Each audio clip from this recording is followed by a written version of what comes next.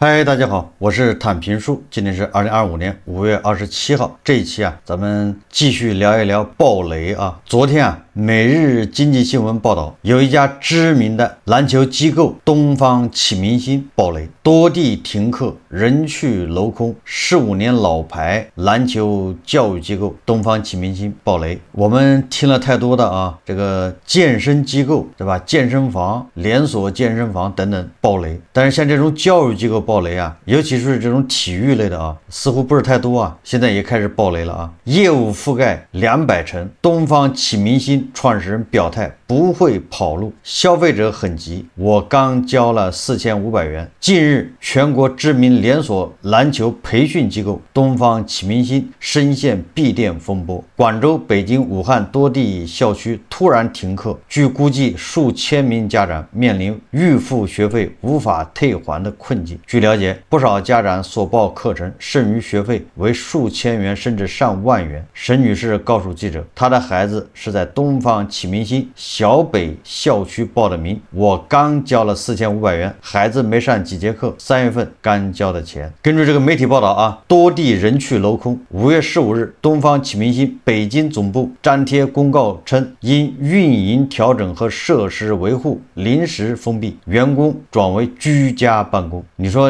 你这个篮球培训机构篮球教练居家办公办啥工这不就是爆了吗？单位明确恢复时间。在此前后，广州、武汉、青岛、北京等多地校区相继停课。据21世纪经济报道消息，林霄是东方启明星一名专职教练。5月15日是发薪日，林霄还没有意识到未有工资到账，他照常到球馆上班，可是被拖欠工资的兼职教练都没来，家长们的课程顾问也陆续失联，自己被家长们围住了。林霄表示自己被拖欠2个月工资还算是好的，说有的教练从2024年底就被拖欠工资。据新京报5月17日报道说记者来到北京市东城区东方启明星总部，公司大门紧闭，2层的办公场地已空无一人。据这个信息时报报道5月22日，记者实地探访发现，其广州总部已人去楼空。22日上午，记者来到位于天河区元港智慧 Park 2期的东方启明星广州总部，刚进园区就看到园区入口处张贴了关于东方启明星培训机构的情况说明及维权指导公告。公告表示，近日园区入驻机构东方启明星培训机构因品牌方内部经营问题引发部分纠纷，政府相关部门已第一时间介入协调。记者进入园区后发现，东方启明星大门紧闭，内里已经断电，漆黑一片，工作设备仍存放在内，门口张贴着广州市天河区市场监督管理局询问通知书。园区工作人员表示该培训机构相关负责人已经被约谈问询。记者在现场看到，在园区附近有10余名家长填写东方启明星体育文化发展有限公司报案人信息登记表，填写完毕后交给属地派出所民警。就是已经有家长报警了。据了解，不少家长所报课程剩余学费为数千元甚至上万元。沈女士告诉记者，她的孩子是在东方启明星小北校区报的名，我刚交了4500元，孩子没上几节课，3月份刚交的钱。根据独特新闻报道，记者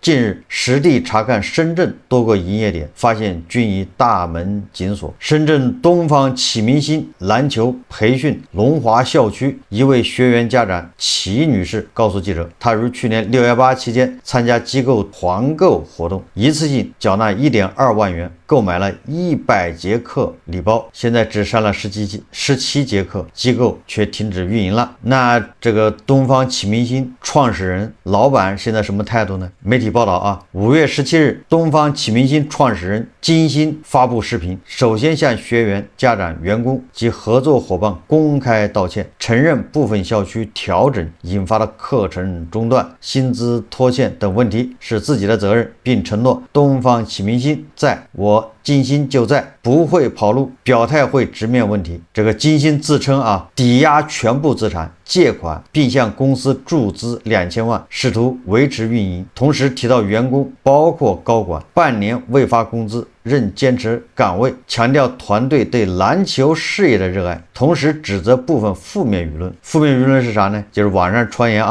东方启明星是叫圈钱跑路、转移资产，说加剧了公司运营崩溃和家长信任危机，导致正常经营受阻，请求家长、员工、合作伙伴给予时间，并公开寻求投资方、运营管理人才、教练等外部援助，希望在黎明前不要让16年的体育公司倒下，同时希望管方允许学员继续上课。这个创始人很有意思大道理讲一通，然后指责一番你们的造谣。那问题是这玩意是预付费预付费，请问钱去哪儿了，对吧？这就是你得告诉大家如果说这玩意不是预付费，大家上一节交一节的钱，你说我没钱了，导致这个这周转困难。关键是人家把这个100节课，把2年的钱都交完了，你把钱拿了，然后说没了，对吧？没钱发工资，没钱交场地费，所以这个所谓的直面公众的质疑，也是避重就轻呐。据南方都市报报道，家长们表示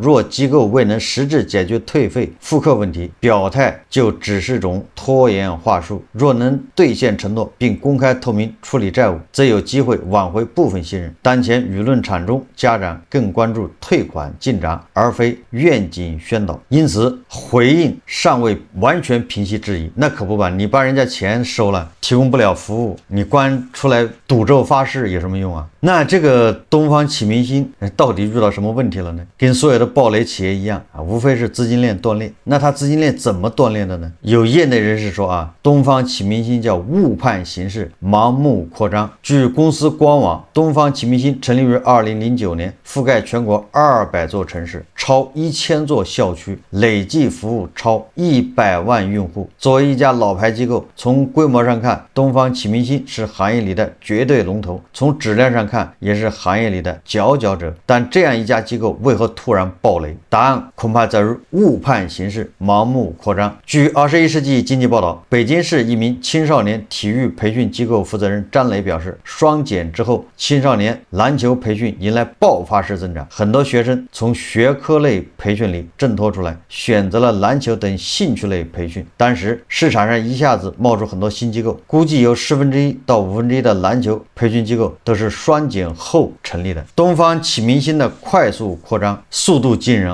说公开数据显示，截至2018年末，东方启明星累计服务学员约10万人，到现在累计服务学员已超过100万人，覆盖200座城市，校区超1000个。2024年11月还有10个新校区开业。东方启明星除了青少年篮球品牌，还推出了儿童体适能品牌超能星球，采取加盟制，在3年内开了600个校区。2023年，东方启明星又推出青少年乒乓球培训品牌极速流星。双减后的需求增加，导致部分机构失去理智，盲目追求规模化、连锁化经营。当2023年之后，受疫情冲击以及家庭消费预期影响，青少年体育培训市场已经悄然生变。中国民办教育协会会长刘琳2023年8月接受记者专访时就特别强调，体育艺术类培训市场已经饱和，如果大量机构涌进这2类市场，会出现经营不善而退出的现象。张磊的感受是，大量小型机构和个体教练在蚕食市场，他们的客单价只有100到120元，是大型机构的1半左右，也不租场馆，就带着孩子在户外练习。东方启明星的暴雷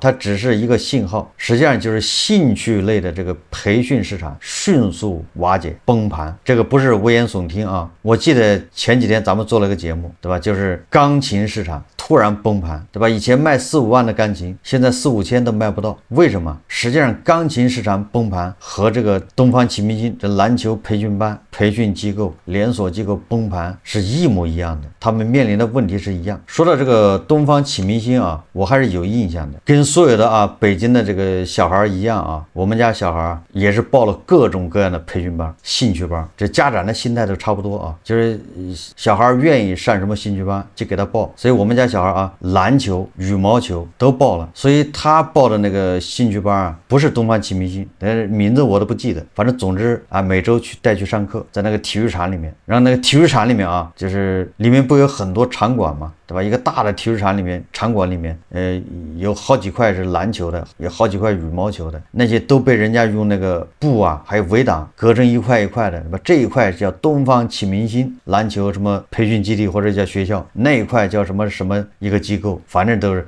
就每个机构在那儿租一些小块地方。所以说我对那个东方启明星有印象，他们的模式都差不多吧，对吧？租一块在体育场馆里面租一块，有的是租2块篮球场，有的是租1块，完了之后就请好多教练，然后就开始有那个叫什么销售就在小区里面拉小孩啊，搞活动，忽悠那些小孩就报班，报了班然后就周末去上课，对吧？他一教他不是教什么啊1节课1节课的交钱，都是一教就是20节课1学期，对吧？有的一教1年，然后他搞各种活动啊，总之你教的越多越合适。这些培训班啊，实际上收费并不低啊，小孩去了就是玩，对吧？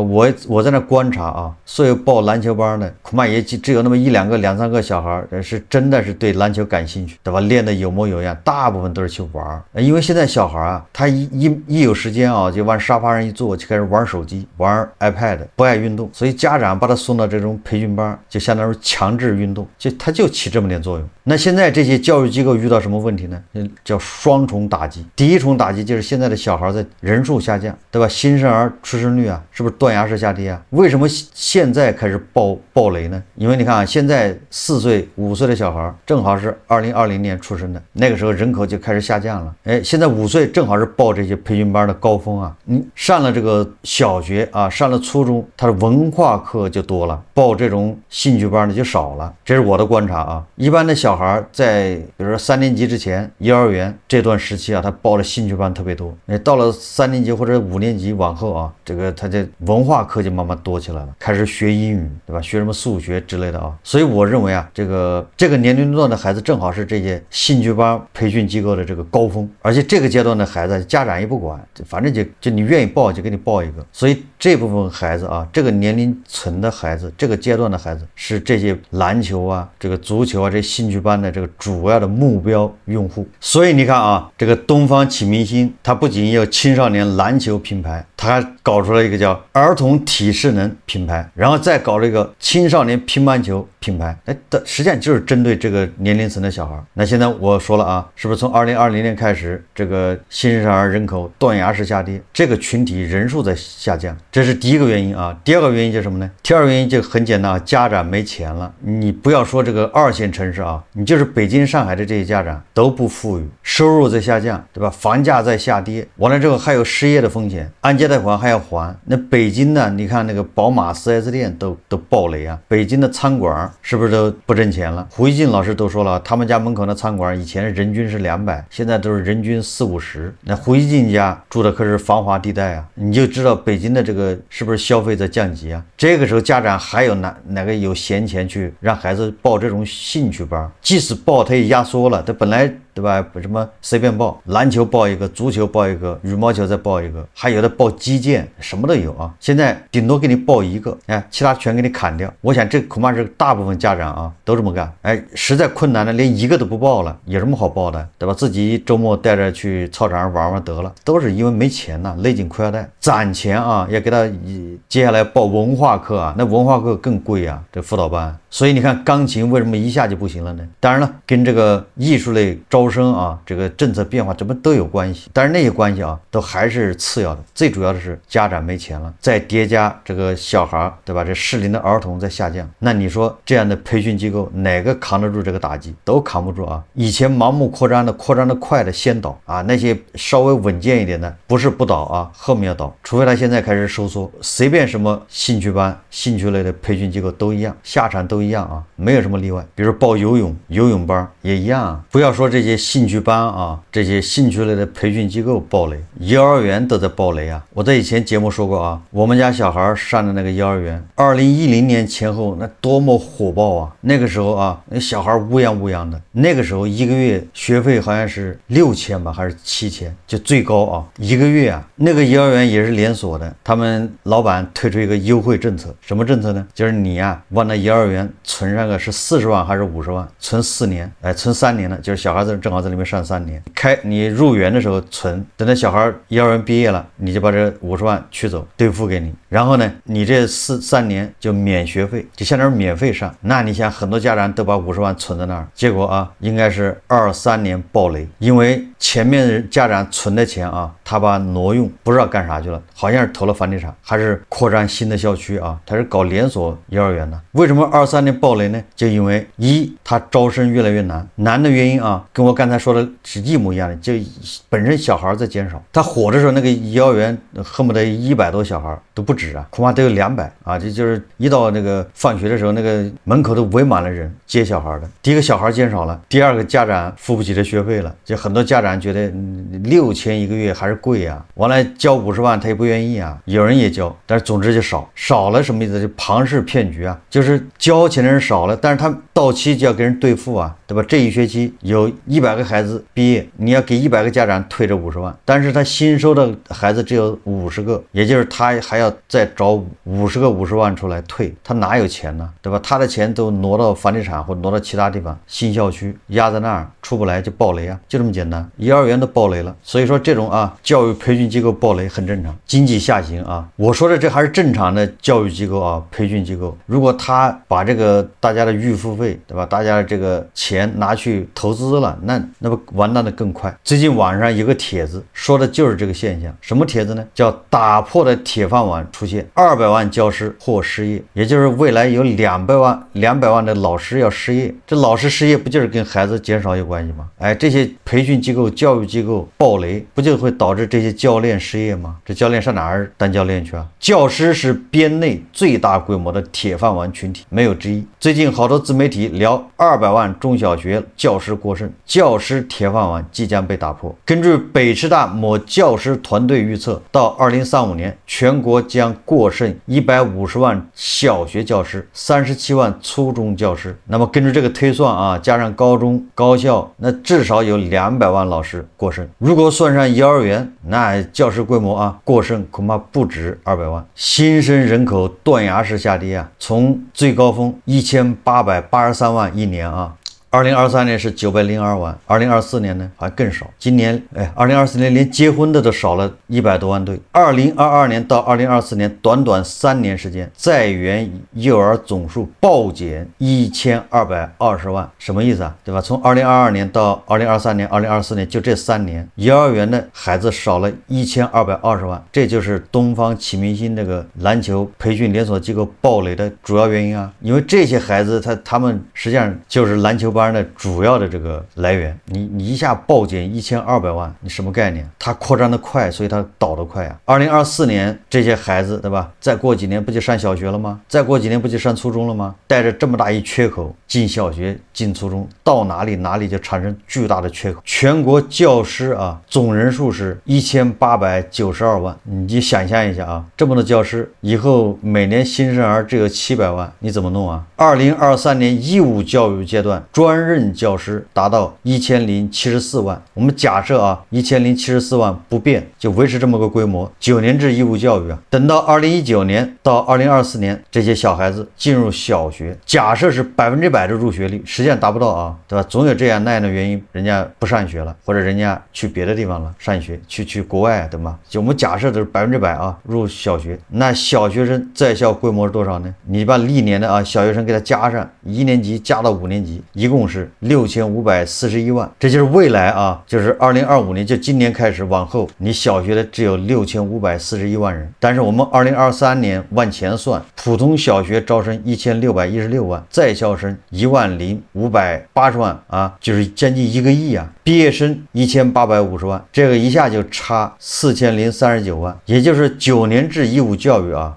未来它的缺口小孩要少4039万，这个在校读的，那你学生少了4039万，少了1/3，那你老师还要那么多干什么？而且这个数大家能看到扭转的希望吗？就是你突然发现这个结婚的人多了啊，新生儿出生率突然拐头向上，大幅提高，有这可能吗？根据公开数字啊，江西万年县2008年到2024年，这个江西的万年县啊，新出生人口从7934人下降到2478人，骤降70%。该县小学生在校人数7.7万，减少到6.6万，但教师却有所增加，导致小学师生比提高到1:13，远超1:19的国家标准。所以啊，这个江西就出台规定，暂停招聘教师。你还怎么教啊？还怎么招老师啊？师生比都已经超过全国其他地方了。所以说啊，由于这个新生儿出生率下降，对吧？新生人口断崖式下跌，不仅造成老师过剩，这些培训机构啊不得不面对暴雷。当然了，暴雷的不光是培训机构啊，最近有一家炒黄金的机构也暴雷了，叫永坤黄金。网上啊流传一个杭州市公安局的这个叫报案回执啊，叫立案告知书，浙江永坤控股有限公司相关人员涉嫌非法吸收公众存款一案，我局认为符合刑事立案标准，已对该案立案侦查，特此告知。2025年5月23日，黄金价格不是涨得挺好的吗？怎么价格越涨，这些炒黄金的机构这些怎么纷纷暴雷呢？据媒体了解啊，所有的